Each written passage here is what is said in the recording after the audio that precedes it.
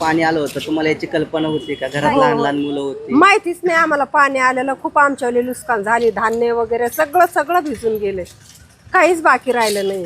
सगळं इतकाला कमरा इतकाला पाणी आता उपसवलंय. आम्ही भीती वाटत होती? खूप भीती वाटत होती, म्हणजे काय लेकरा घेऊन पळालं तर आम्ही सगळे नुकसान झाले.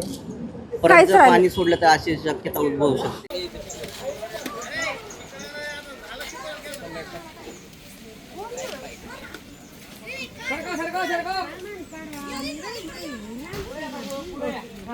पाणी आलेला माहिती नाही, एक कपडा नाही राहिला घालायला.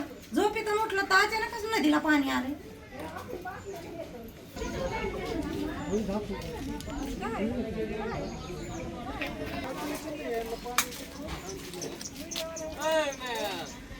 आधी आलं होतं असं ऐकून होतो, पण आता हे सध्या मी पहिल्यांदाच अनुभवलं ह्या साईडला. पण पाण्याचा हे पाहता जर परत असा धोका आहे म्हणतात, तर त्या पद्धतीने त्यांनी आधीच कळवायला हवं. कारण की आता पण आम्ही सध्याला जे काही ना परत क्लीन करून परत राहण्यासाठी आलो आहे, तर त्याच्या आधी आम्हाला त्यांनी हे द्यावी, कल्पना द्यावी की आता परत पाणी येणार आहे, तर तुम्ही सध्याच हे करा. कारण काल बरेचसे लोक पाण्यातून सामान नेत होते, तर ती परिस्थिती नाही आहे. गरोदर बाई होती, तिचं लहान छोटं बाळ. माझं प्रणाली जाऊ साचलं होतं. कालची रात्र कशी गेली म्हणजे एवढी वैरायची गेली की सांगायची गरज नाही तुम्हाला. म्हणजे तो हे सगळं चाललंय ना टीव्हीला, हे दिसतंय सगळं. आणि ज्यावेळेस त्यांनी पाणी सोडलं त्यावेळेस त्यांनी आम्हाला कल्पना द्यायला पाहिजे होती की आम्ही पाणी सोडतोय म्हणून.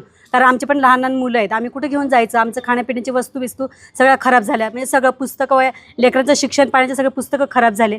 आणि तुम्ही जर पाणी सोडता तर किमान सांगा आम्हाला की आम्ही पाणी सोडतो. आणि सोडल्यानंतर देखील तुम्ही आमच्याकडे लक्ष पण दिलं नाही, तुमचं लक्ष पण नाही आमच्याकडं की आमचं काय चाललंय काय नाही आहे म्हणून. आम्हीच आमचे भांडे